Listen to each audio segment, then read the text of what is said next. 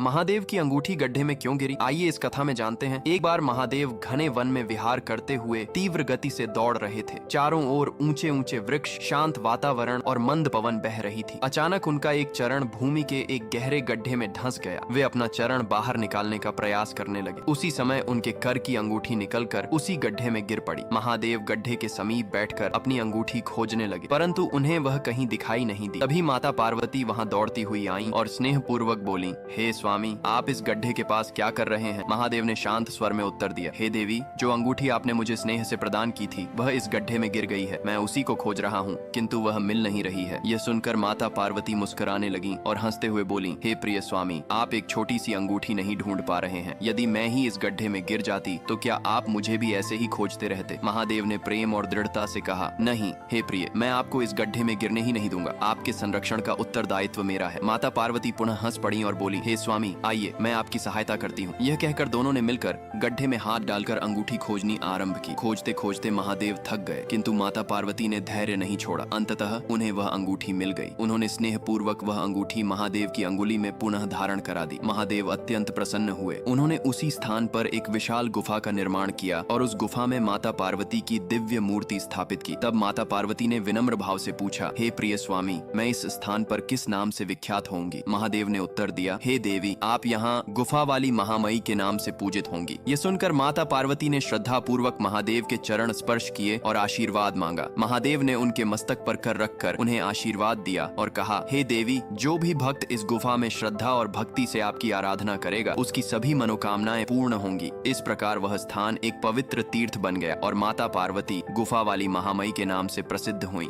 तभी माता पार्वती बोलती हैं, जो इस कथा को देख रहे हैं उसने मेरे महादेव के लिए लाइक और सब्सक्राइब नहीं किए हैं।